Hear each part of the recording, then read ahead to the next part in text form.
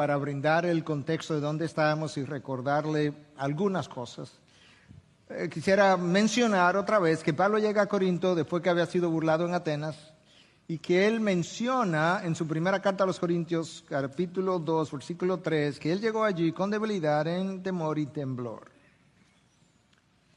Y eso requirió que Dios le visitara mientras estuviera allí en aquella ciudad para reforzar, fortalecer quizás su hombre interior. Dijimos que Corinto era una ciudad capaz de intimidar a cualquiera, aún Pablo. Era una ciudad conocida por su alta inmoralidad, porque era muy cosmopolita, muy comercial, próspera, orgullosa, altamente idólatra, famosa por sus juegos del Istmo, esa porción que conectaba la parte norte de Grecia con la parte sur, que se conocía o era tan popular casi como las Olimpiadas de Atenas. Y estuvimos hablando de todo eso, y en medio de esa intimidación, si tú quieres, Dios le aparece a Pablo y le dice: Pablo, no temas, no calles.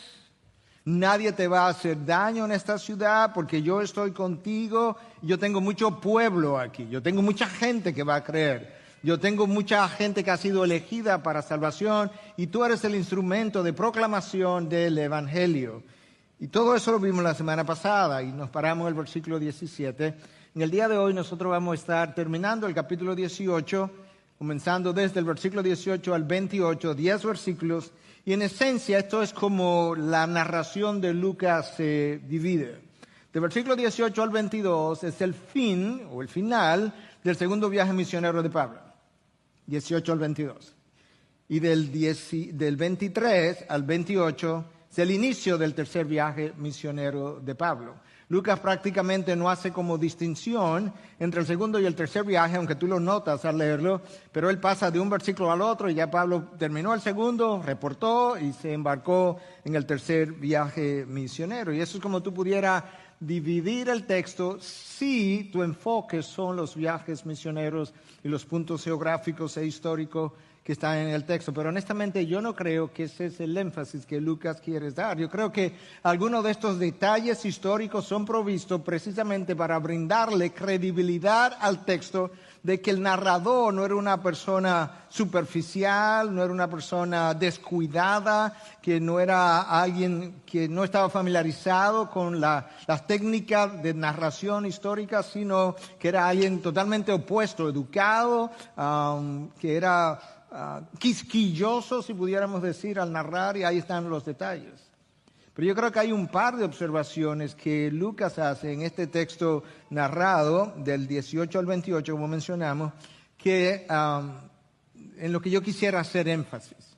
Recuerden, aquellos de ustedes que han estado tomando el curso de Efesios, o de la carta a los Efesios, llamado Escudriñar las Escrituras. Realmente el curso es eso, escudriñar las Escrituras, y el instrumento que se nos ha provisto es el libro a los Efesios, o la carta a los Efesios. Pero en esa serie hemos dicho que en esencia cuando tú lees un texto hay dos preguntas iniciales que tú tienes que hacerte antes de hacerte cualquier otra pregunta. Número uno, ¿de qué habla el texto?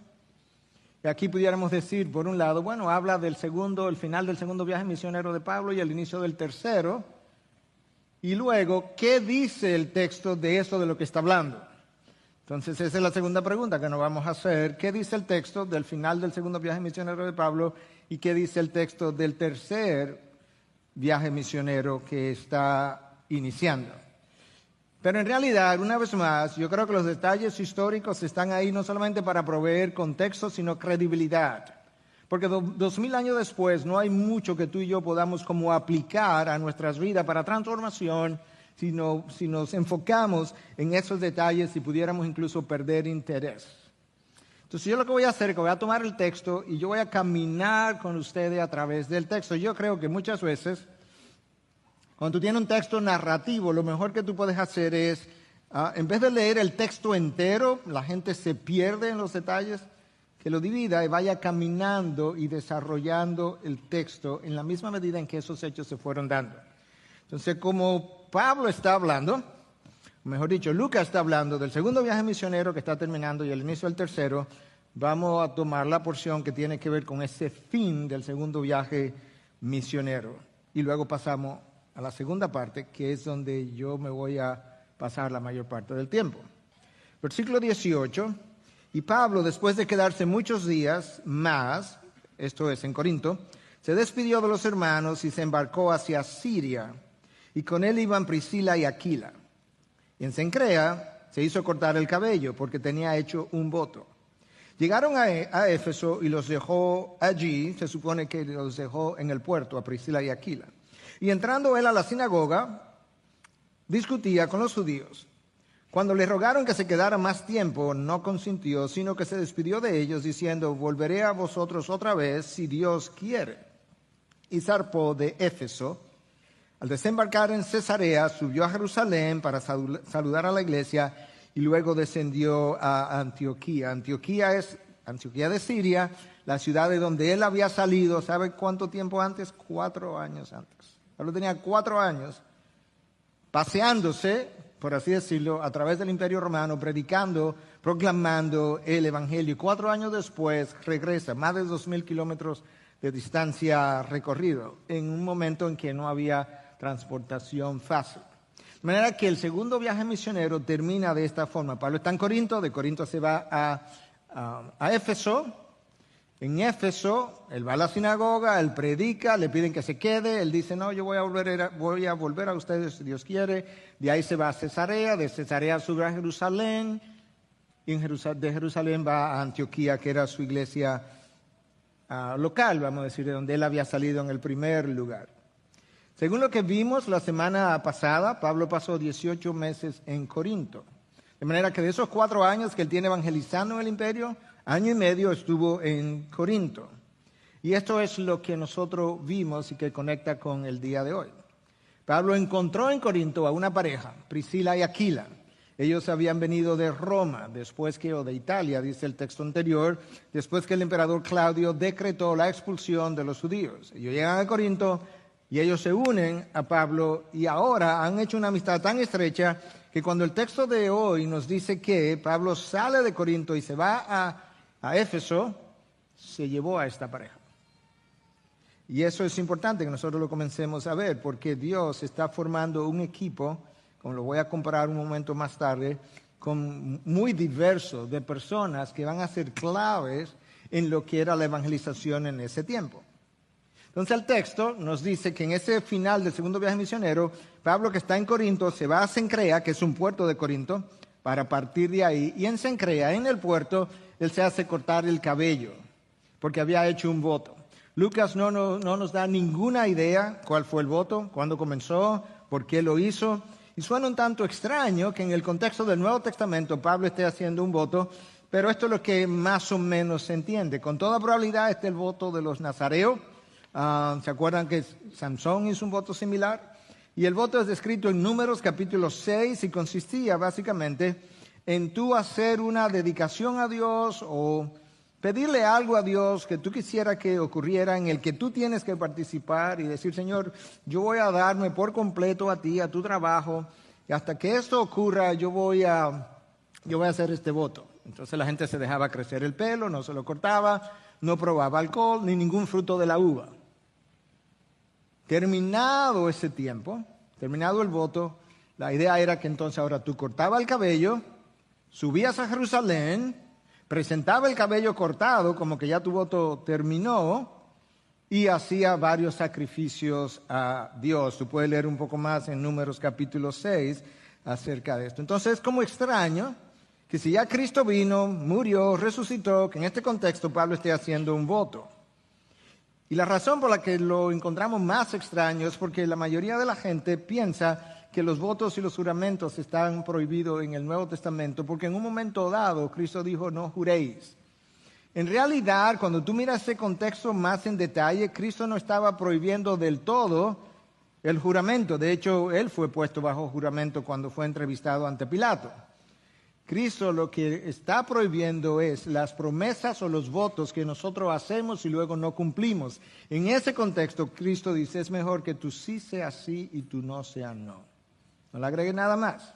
No vaya a ser que tú falte ante Dios. El voto de los nazareos era voluntario, no era obligatorio. Entonces no sabemos, Lucas no nos da detalles y eso mismo nos dice de inmediato, ese no es el interés de Lucas narrar esto. El voto nazareo de Pablo no es el interés de Lucas. Pero puede ser que Pablo haya llegado a Jerusalén, como el texto dice, a hacer la presentación de su cabello y sacrificios. Algunos piensan que sí, otros piensan que probablemente no.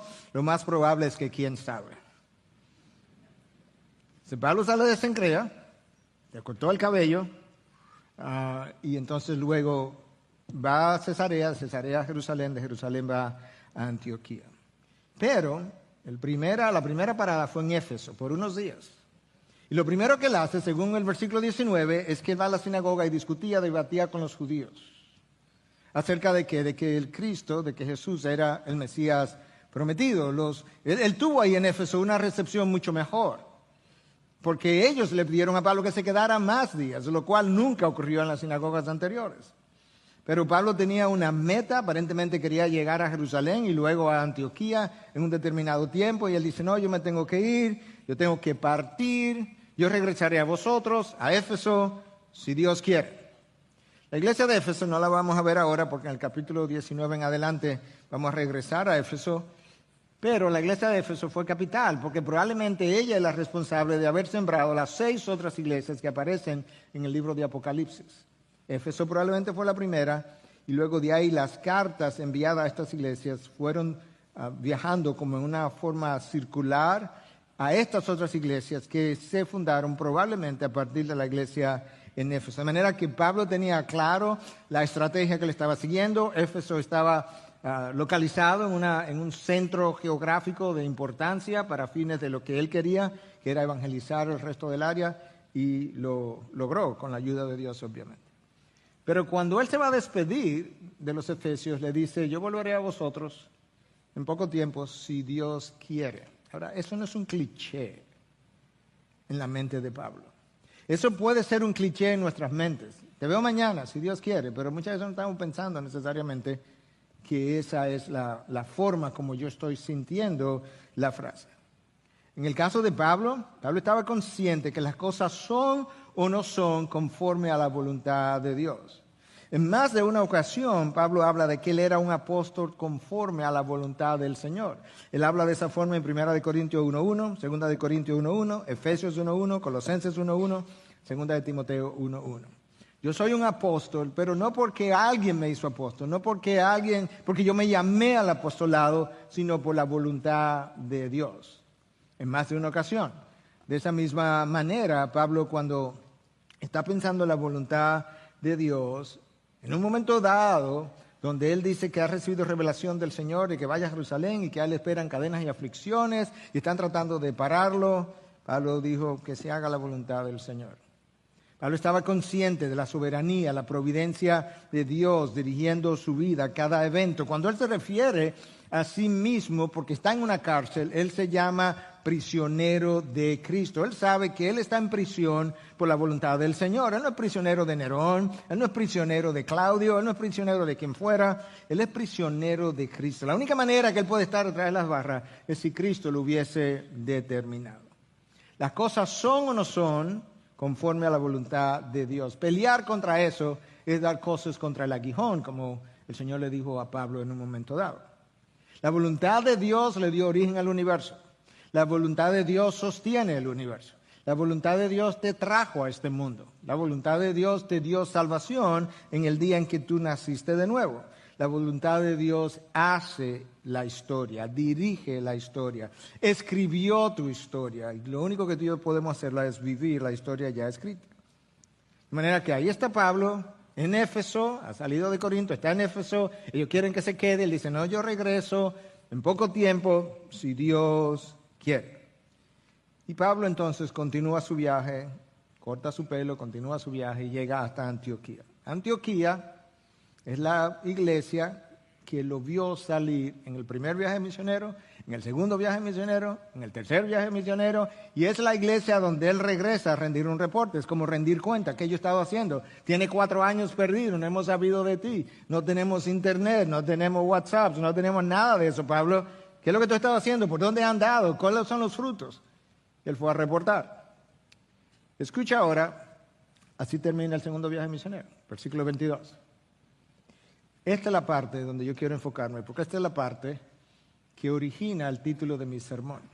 que hasta ahora, si tú lo viste en el boletín, con lo que yo he dicho, tú hubiese pensado, ¿y para dónde va el pastor? Versículo 23, es el inicio del tercer viaje misionero. Después de pasar allí algún tiempo, salió recorriendo por orden la región de Galacia y de Frigia, fortaleciendo a todos los discípulos. Yo quiero comentar algo sobre esa frase, fortaleciendo a todos los discípulos, y ver la otra parte que a mí me interesa en el mensaje de hoy. Pero yo he titulado este mensaje, tú necesitas crecer en conocimiento y entendimiento. Y ese título sale de esta frase y de lo que sigue más adelante. Pablo ha estado en Galacia, ha plantado iglesia en esa área de Frigia, en toda esa región. Este es su segundo viaje misionero. Y Pablo dice, tenemos que regresar a las mismas iglesias que ya plantamos, porque allá hay discípulos, ya no gente inconversa. Había gente inconversa también. Pero él dice, lo que me está motivando a regresar a esos mismos lugares es que yo necesito fortalecer a todos los discípulos. Pablo emprendió su segundo viaje misionero y su tercer viaje misionero con la misma motivación. Escucha lo que él dice, o lo que Lucas describe con relación a la motivación del segundo viaje misionero. Y estamos en el tercero, pero en el segundo, esto es lo que dice en Hechos 15:36. Después de algunos días, Pablo dijo a Bernabé, volvamos y visitemos los hermanos, volvamos y regresemos, visitemos los hermanos en todas las ciudades donde hemos proclamado la palabra del Señor para ver cómo están. Wow. Ya Pablo ha pasado por estas áreas, ha plantado iglesia, hay pastores allí, y sin embargo Pablo está preocupado de que esos hermanos necesitan ser fortalecidos. Eso revela, por un lado, que Pablo está consciente de que la salvación es el evento más importante en tu vida, pero que tú y yo necesitamos crecer. Tú y yo necesitamos ser fortalecidos. No es suficiente con ser salvo. La salvación no es como un examen. ¿Con cuánto que se pasa? 70. Pues está bien. No, esa no es la idea. Pablo sabe que aquí hay gente que ya recibió salvación. Ellos necesitan ser fortalecidos. Esto muestra el corazón pastoral de Pablo. Tanto su preocupación por los hermanos, como dice el versículo 36 del capítulo 15 de Hechos, para ver cómo están. Ven a ver, regresemos para ver cómo están los hermanos, cómo les va, cómo va su periodo de santificación. La salvación es importante, pero la santificación, en un sentido, es igualmente importante. Porque me salvaron para hacerme conforme a la imagen de Cristo, y eso ocurre a través del proceso de santificación. Todos nosotros somos discípulos. Y todos nosotros como discípulos de Cristo necesitamos crecer en conocimiento y entendimiento. Nota que yo he usado dos palabras que están conectadas y relacionadas, pero que no son iguales. Nosotros estamos involucrados en una batalla y en una carrera. Pablo habla de que yo he peleado la buena batalla al final de sus días. Pablo habla de que él ha corrido la carrera bien, he terminado la carrera. En esa carrera, tú y yo nos distraemos. La vida nos distrae. Hay decepciones. Hay fracasos y esas cosas nos debilitan. No solamente eso, pero hay frustraciones y esas frustraciones nos irritan muchas veces. Y en el camino, en la batalla, en el fragor de la batalla, en la carrera, muchas veces terminamos heridos y estamos débiles. Y Pablo dice, vamos a regresar a fortalecer a los hermanos. Y eso es algo que estaba en la mente de Pablo todo el tiempo. Era algo que él no podía sacar de su mente. Su corazón pastoral no lo dejaba. Su corazón pastoral latía por los perdidos, pero latía igualmente por aquellos que ya habían sido salvos y que estaban o no estaban siendo conformados a la imagen de Cristo. Estaba preocupado por aquellos que se podían dejar distraer por las corrientes del momento. Y tú puedes leer eso a través de sus cartas. Y escucha cómo él le escribe a los Corintios en su primera carta, capítulo 11, después que él habla de todo lo que él ha sufrido, padecido, de las veces que ha estado en prisión, las veces que recibió 39 latigazos, las veces que le dieron con varas, la vez que lo apedrearon, después que él naufragó. Y entonces él dice en el versículo 28 y 29 de 1 Corintios 11, además de tales cosas, de todo ese sufrimiento, de tales cosas externas, está sobre mí la presión cotidiana, diaria, de la preocupación por todas las iglesias. ¿Quién es débil sin que yo sea débil? ¿A quién se le hace pecar sin que yo no me preocupe intensamente? El corazón pastoral de Pablo es puesto en relieve Cuando tú lees una frase tan sencilla como, vayamos a ver cómo están los hermanos, o tan sencilla como, vamos a regresar en este tercer viaje misionero a fortalecer los discípulos. Y aquí claramente él dice, hay tres cosas que están en mi mente. Una es la preocupación cotidiana por las iglesias. Pablo dice, tú sabes que cuando alguien está débil, yo tengo una identificación extraordinaria con este discípulo que yo me siento débil. Wow. Y de que si uno de sus discípulos, si alguien hacía pecar a uno de sus discípulos, si yo me preocupo intensamente. Tú puedes casi palpar el corazón pastoral de Pablo. Yo he dicho múltiples veces, me es difícil leer la vida de Pablo sin recibir convicción. Por la manera como él veía su misión. Y ahora él está regresando a ver cómo están los hermanos, a fortalecerlo. Pero para tú fortalecer a un discípulo, tú necesitas que ese discípulo crezca en conocimiento. Tú necesitas que ese discípulo crezca en entendimiento de lo que conoce. Y tú necesitas fortalecer el caminar de alguien que ya está en la salvación, que es hijo de Dios, pero que quizás necesita crecer. La necesidad del crecimiento del discípulo es una obligación por múltiples razones. Tú fuiste salvado para ser conformado a la imagen de Cristo. Tú no puedes, ni yo tampoco, crecer a la imagen de Cristo si tu conocimiento de la palabra no aumenta y tu entendimiento de lo que lees en la palabra no aumenta. El conocimiento solo no es suficiente. De hecho, 1 Corintios 8 nos dice en versículo 1 que el conocimiento envanece. Si lo único que yo estoy haciendo es asimilando conocimiento como una esponja, probablemente yo termine orgulloso creyéndome superior a aquellos que no tienen el conocimiento que yo tenga. Pero si yo entiendo el conocimiento, el entenderlo me va a transformar y esa transformación yo voy a poder entonces vivirla. Voy a tener una mejor imagen de Cristo en la medida que yo voy siendo transformado. De manera que Lucas resume muchas cosas, y las resume porque él no tiene espacio. Y él tiene una sola frase que dice, vamos a regresar para fortalecer a los hermanos. Pero nosotros, con cautela, necesitamos llenar los espacios en blanco, porque yo tengo que preguntarme, ¿qué implica fortalecer a los discípulos? Bueno, ellos necesitan crecer en conocimiento. Ellos necesitan crecer en entendimiento. Ellos necesitan crecer en sabiduría. Ellos necesitan conocer para qué Dios reveló lo que reveló. ¿De qué manera yo aplico eso a mi vida y a la vida de otros? ¿De qué forma esto es útil 2000 años después? Cuando un discípulo no crece, cuando la vida o el caminar de un discípulo no está en crecimiento, hay una sola cosa que está ocurriendo, y es que él se ha estancado.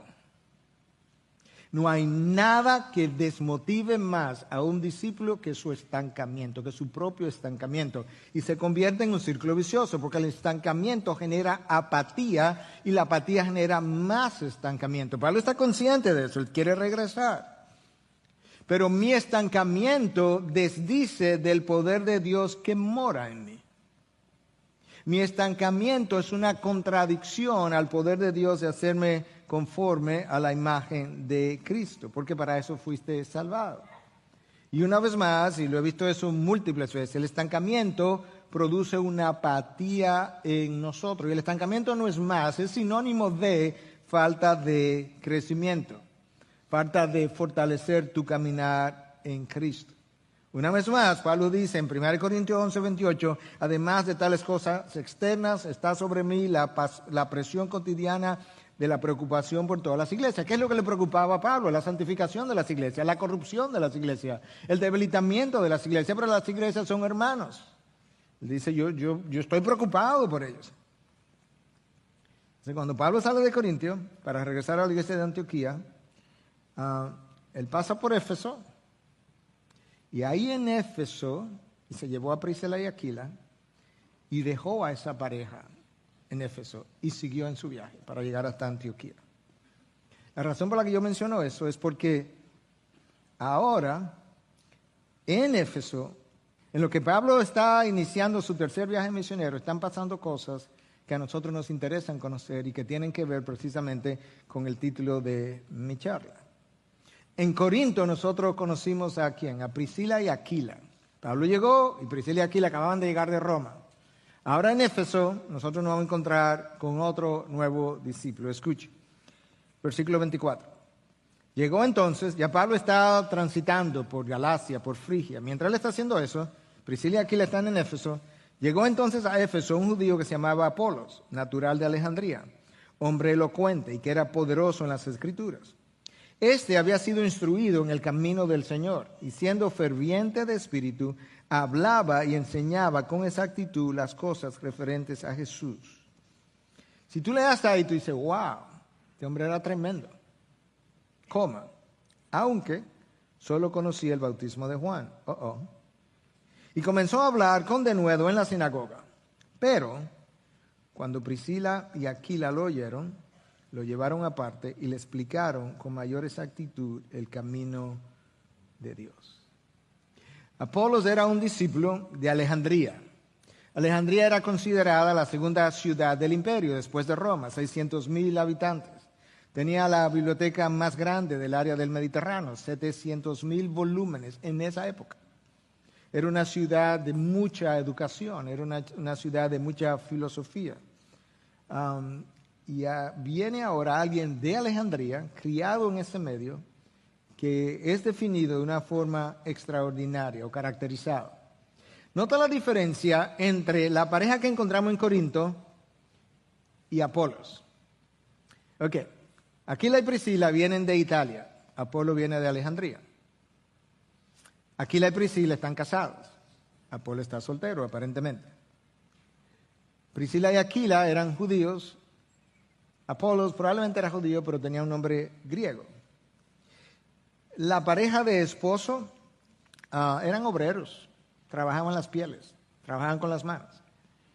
Apolos es un hombre elocuente, educado, probablemente educado en la filosofía que Alejandría desarrolló, entendido en el Antiguo Testamento, porque la mayor parte del Nuevo todavía se estaba escribiendo.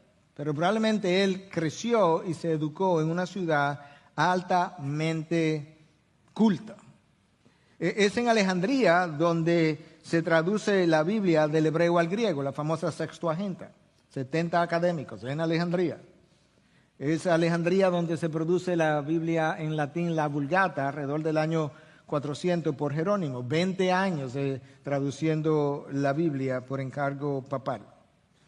Es de ese medio, de esa ciudad, de donde viene Apolos. Y escucha la caracterización de Apolo. Él era elocuente, poderoso en las Escrituras, instruido en el camino del Señor, ferviente en espíritu, que hablaba y enseñaba con exactitud las cosas referentes a Jesús. Vamos a desglosar eso para llenar los vasos en blanco y podamos entender de quién estamos hablando, porque yo estoy diciendo que parte de donde viene el título de mi mensaje es de esto que Lucas está narrando. Tú necesitas crecer en conocimiento y entendimiento. Entonces, Apolo era un hombre elocuente. En otras palabras, cuando tú piensas en elocuencia, ¿qué es lo que significa? Apolo tenía oratoria. Apolo tenía riqueza del lenguaje. Dominaba la comunicación. Apolos podía hablar y sostener la atención de la audiencia. Apolos hablaba y tú no podías ignorarla, porque su elocuencia te hacía prestar atención, que es exactamente lo que pasó con Priscila y Aquila. Ellos le oyeron en la sinagoga, le prestaron atención y luego hablaron con él. Y eso es importante, que nosotros podamos ver cómo Dios dota a personas de manera diferente. Priscila y Aquila no tenían ninguna de esas características, eran obreros. Pero Dios está conformando un equipo vital que tiene diferentes características. Es un equipo multiforme, si tú quieres. Apolos era un intelectual, esta gente eran simples obreros. Pero cuando yo veo que Dios dota a un hombre o a una mujer de cierta forma extraordinaria, nosotros debiéramos darle gracias a Dios por su generosidad al distribuir los dones, aún yo no haya sido receptor de esos dones. Entonces Apolos es un hombre que nosotros debiéramos decir, Señor, gracias por proveerle a la iglesia primitiva un Apolos. Pero gracias por Priscila y Aquila, porque tú vas a ver ahora el rol que ellos juegan en la vida de Apolos. Apolo era también un hombre poderoso en las Escrituras, dice la Biblia de las Américas. poderoso en las Escrituras. ¿Qué más pudiera eso significar? Bueno, la Nueva Traducción Viviente dice que era conocedor de las Escrituras. La Nueva Versión Internacional dice que era convincente en el uso de las Escrituras. La versión en inglés conocida como English Standard Version dice que era competente en las Escrituras. De manera que ahora yo tengo una idea de qué pudiera significar esto de ser poderoso en las Escrituras. Él tenía conocimiento de las Escrituras, tenía dominio de las Escrituras, la conocía en su contexto, la podía enseñar. Y ahora me dice que era instruido en el camino del Señor. Ahora yo tengo que preguntarme, ¿implica eso que él era instruido en el camino de Jehová? Porque ese era el Antiguo Testamento. ¿O implica eso también que él era instruido en el camino del Señor Jesús?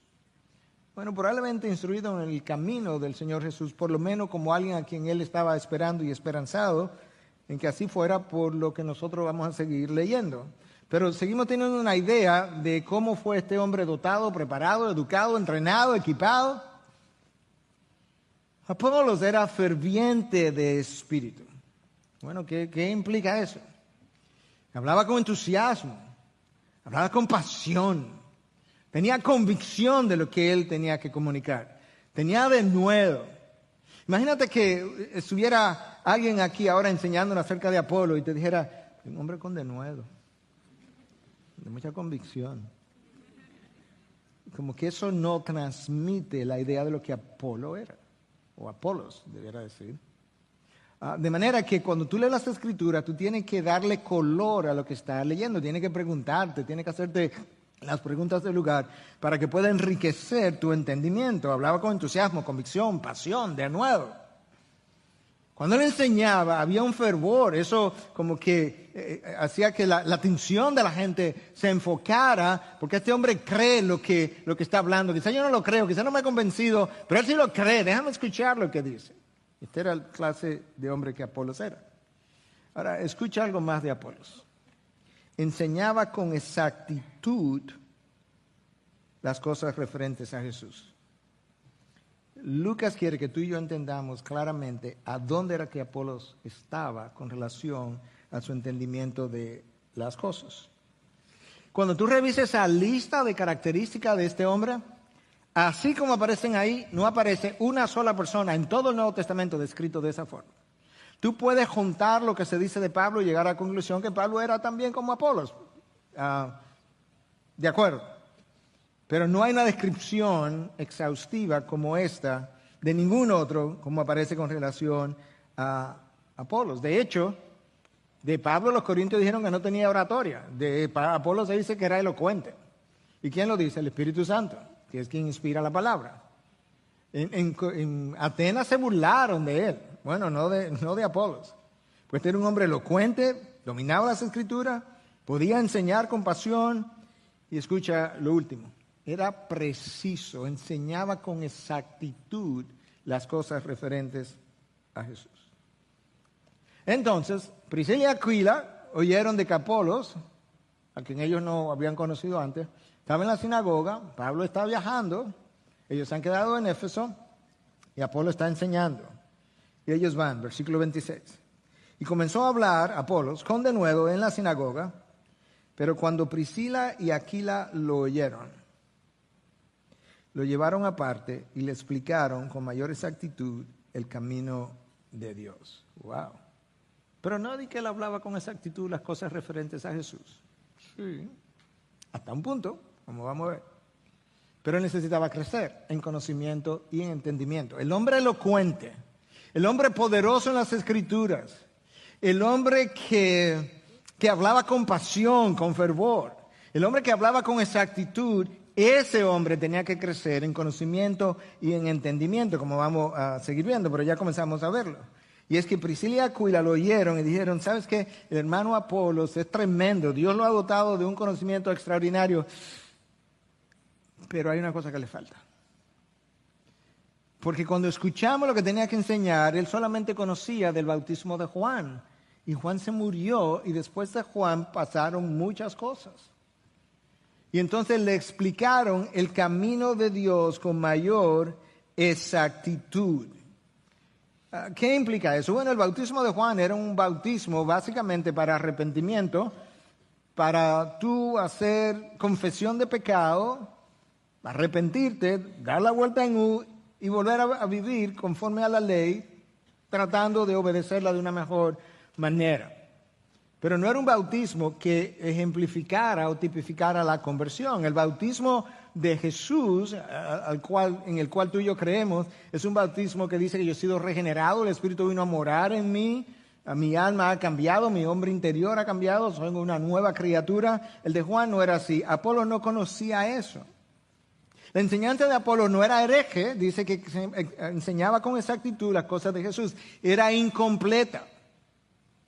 Y eso nos ayuda a nosotros a pensar también en hermanos que vienen, quizás de otras religiones, quizás del trasfondo católico, quizás de otro trasfondo protestante, que han sido mal enseñados, para que no seas impaciente ni tú ni yo con ellos, porque es posible incluso que sean creyentes, porque hubiesen encontrado el camino de Jesús, pero vienen con errores, deficiencias.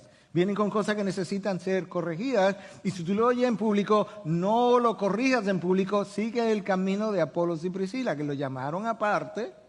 Si estaban en la sinagoga, probablemente fue un día de reposo, y lo más probable, que lo invitaran a cenar. ¿Tú quieres venir a cenar a la casa?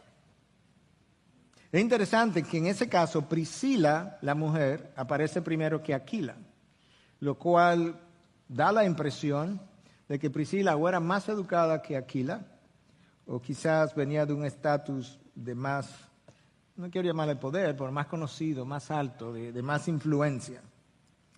Lo que Apolos conocía, lo conocía bien, pero no lo conocía todo. Lo que el pastor Miguel Núñez conoce, quizás lo que él enseña, quizás lo conoce bien, pero no lo conoce todo. De manera que él tiene una necesidad de crecer en conocimiento y entendimiento. Todos nosotros tenemos esa necesidad. Lucas le da mucha tinta a ese texto de 10 versículos, a esta vida de Apolos, lo que pasó, lo que ocurrió, a cómo le enseñaron, lo que pasó después.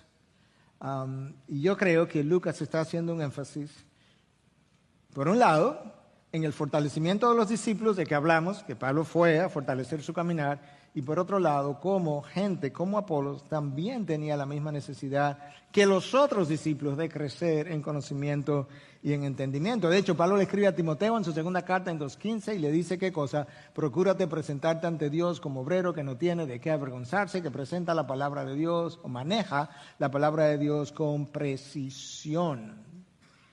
Dios quiere que yo maneje la palabra con precisión, porque cuando eso no ocurre, yo tiendo a manejarla con perversión, con corrupción de su mente, de su voluntad, de lo que Él ha revelado, de lo que Él es, de cómo Él piensa, de cómo Él siente. Y aparentemente Apolos recibió la corrección con humildad. Lo que nos dice que Apolos era un hombre enseñable. Hablamos con el equipo el viernes y citamos a un autor de nombre Stephen Farrar, que tiene un libro que se llama Finishing Strong, cómo terminar fuerte o bien. Y en ese libro él dice que el hombre no enseñable no tiene un solo chance de terminar bien. Uno solo. Nosotros muchas veces decimos, no, enséñame, ven, dime, si yo tengo algo mal, dime, pero luego tú vas. Y ay, mi madre. Porque una cosa es decir, no, yo soy enseñable, y otra cosa es dejarme enseñar. Una cosa es decir, yo soy enseñable, y otra cosa es decir, enséñame dónde es que yo tengo que crecer, dónde es que yo necesito la corrección. Apolos no era como este otro que Juan describe en su tercera carta en 1:9. Escribía algo a la iglesia, pero Diótrefes, un buen nombre si usted quiere uno para su hijo, pero Diótrefes, a quien le gusta ser el primero entre ellos, no acepta lo que decimos. Diótrefes no era enseñable. ¿Por qué? Porque él quería ser el primero. Porque él no quería ser un seguidor, él quería ser el líder. Y Juan dice, este hombre no se deja enseñar. Apolos no fue así. Nota que Apolos parece que recibió esto con humildad, creció por lo que el texto sigue diciendo, versículo 27. Cuando él, Apolos, quiso pasar a Acaya, toda la región de Grecia, Corinto estaba en Acaya, Corinto es una ciudad, Acaya es una provincia, Atenas estaba en Acaya, Atenas es una ciudad, Acaya es la provincia. Cuando él quiso pasar a Acaya, los hermanos lo animaron y escribieron a los discípulos que le recibieran, eso es a Apolos. Y cuando llegó, ayudó mucho a los que por la gracia habían creído, porque refutaba vigorosamente en público a los judíos, demostrando por las Escrituras que Jesús era el Cristo. Wow, si este hombre, cuando le faltaba todavía conocimiento, cuando solamente conocía el bautismo de Juan, era convincente, era poderoso en las Escrituras, era elocuente, hablaba con fervor. Imagínate cuando él entendió todo el camino de Dios. Por eso el texto dice que ayudó mucho a aquellos que habían sido salvos por gracia y que refutaba, nota, vigorosamente. Este era un apologista probablemente de primera línea. Refutaba vigorosamente a todos aquellos que, demostrando, que las Escrituras, por las Escrituras, que Jesús era el Cristo.